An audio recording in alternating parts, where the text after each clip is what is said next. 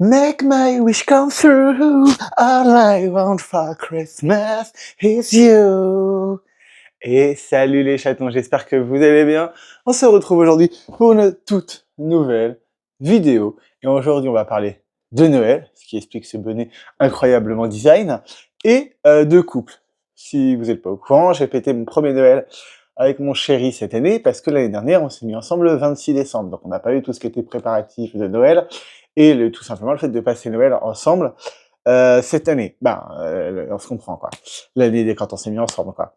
Du coup, je me suis posé la question de comment être sûr de réussir son premier Noël en couple. J'ai mes petites notes ici, et let's go. Dites-moi en commentaire depuis quand vous êtes avec votre conjoint, et ce que vous allez faire pour Noël cette année.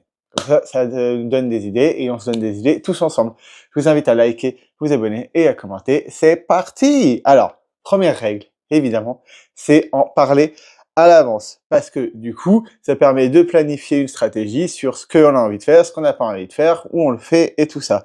Ça permet d'avoir les deux versions de ce qui peut être un bon Noël, parce qu'on n'a pas forcément les mêmes envies et les mêmes traditions à Noël. Donc c'est surtout déjà important de planifier et de voir un petit peu comment ça se passe. Dans certaines familles, on offre les cadeaux le 24, dans d'autres le 25. Moi, dans ma famille, on est team le 25, donc dites-moi en commentaire, vous, si vous êtes plutôt le 24 au soir ou le 25 au matin. Mais voilà, c'est des choses dont il faut discuter, parce que si déjà vous avez deux visions différentes de tout ça, il faut en discuter. Créer des traditions de couple. Noël, c'est le moment d'avoir justement des traditions et des habitudes. Décorer le sapin ensemble, regarder des téléfilms de Noël. Nous, on adore ça avec François, donc on mate des téléfilms de Noël ensemble. En vrai, on a commencé au mois de novembre, les téléfilms de Noël. TF1 en diffuse même depuis le mois d'octobre. Mais c'est vrai que nous, on a commencé à mater des téléfilms. Ça peut être n'importe quoi. Ça peut être, si vous êtes plutôt créatif, plutôt artistique, faire des décos créés. Vous pourriez très bien dire, on se crée des décorations de Noël en amont, typiquement en novembre, et on mettra sur notre sapin, qu'on fera ensemble. Ça peut être une super idée. Ça peut être, voilà, préparer des ateliers, faire des balades, faire la visite de tous les marchés de Noël de votre région. C'est des petites traditions qu'il va falloir instaurer à votre couple, et des choses que vous pourrez faire régulièrement d'année en année, avec des choses qui vous plaisent et qui vous font envie tous les deux. Donc voilà, ça peut même être de la cuisine. Alors moi, je cuisine pas, mais dans l'idée, faire des biscuits de Noël, je trouve que c'est une super tradition à faire avec son ou sa conjointe. Le petit 3, c'est les cadeaux. Alors là, oui, gros sujet, qui dit premier Noël ensemble, dit premier cadeau officiel de couple, et là, c'est la panique. Sauf que, en fait, il y a plein de trucs. C'est soit tu veux pas en faire trop, soit t'as peur de pas en faire assez.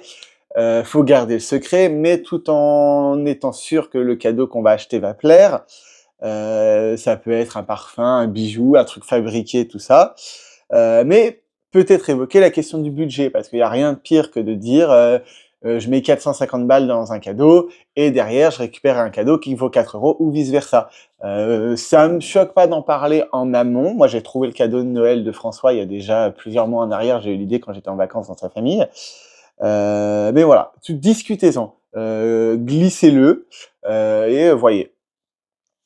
Alors là, du coup, le point suivant, c'est souvent les rencontres familiales. Déjà, bon courage. Si c'est la première fois que vous allez rencontrer ça ou ces familles, du coup, déjà, bon courage, parce que c'est jamais évident. Alors l'avantage en période de fête, c'est que normalement, tout le monde est plus joyeux, donc ça peut être une bonne chose. Faut toujours rester naturel, ça sert à rien de les faux semblants, tout ça. De toute façon, si vous êtes amené à vivre très longtemps avec votre conjoint, soyez naturel dès le départ, comme ça la belle famille n'aura pas de surprise après. Mais voilà, attention aux sujets qui fâchent, on évite la politique, on évite de critiquer la bouffe qui nous est servie, ce genre de choses, dans le sens où on veut surtout pas être le ou la conjointe qu'on a vu au premier Noël et qu'on n'a jamais revu après. Mais on reste très politiquement correct, on s'assure que tout le monde a tout ce qu'il a besoin, on n'hésite pas à filer un coup de main ou en tout cas à proposer de l'aide, et normalement ça devrait bien se passer. Évidemment, point suivant, c'est profiter du moment. Un premier Noël, ça sera peut-être pas la perfection, ce qu'on imagine et ce qu'on voit dans les films. Déjà, c'est difficilement réalisable, je vous l'accorde. Mais tant que c'est fait avec le cœur, avec l'envie, et que vous créez des moments et des souvenirs ensemble, c'est le principal. Rien ne vous empêche, alors j'avais trouvé moi à une époque des petits appareils photo avec, vous savez, en instantané, comme ça se faisait il y a très longtemps. Ça peut être une idée sympa aussi de pouvoir faire des photos, de pouvoir les sortir. Vous pouvez même après avec votre téléphone, hein. Aujourd'hui sur certains sites un peu obscurs, on trouve des imprimantes pour photos à 15-20 balles, et ça vous permet d'imprimer vos photos. Vous les mettez dans le carton à la fin de décembre, dans le carton des photos des décorations de Noël, pardon, et vous aurez tous les ans des photos que vous aurez faites à chaque Noël pour suivre un petit peu l'évolution et votre évolution, et je trouve ça vachement sympa. En fait, c'est surtout créer des moments ensemble et avec des activités et des choses que vous ne feriez pas le reste de l'année. Et bah, ça, c'est plutôt cool. Typiquement, on parlait de téléfilms de Noël tout à l'heure, pardon. Rien ne vous empêche, devant un téléfilm de Noël, justement, de faire une activité, de faire un jeu, de boire du coup une boisson chaude, ce genre de choses, de créer un moment, parce qu'on va pas se mentir, un téléfilm de Noël, c'est hyper mignon, mais on n'a pas besoin d'une grande attention pour pouvoir comprendre le film. Donc voilà.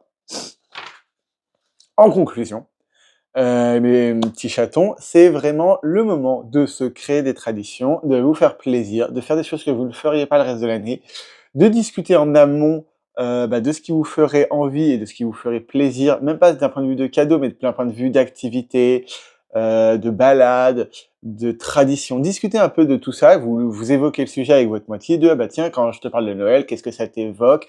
Qu'est-ce qui te fait envie à cette période-là?»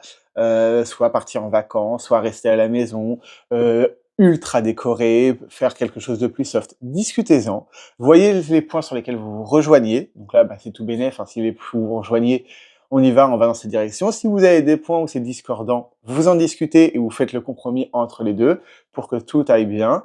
Et voilà, et n'hésitez pas à, si par exemple vous savez que vous avez une journée de congé avec votre moitié, n'hésitez pas à créer une petite surprise, tout ça. Nous là, la semaine prochaine, j'ai réservé via mon entreprise des massages. Du coup, on va se faire masser le même jour. Bon, le problème, c'est qu'on va se faire masser à 2 heures différentes, mais on a transformé le truc où moi, je vais du coup me faire masser le matin.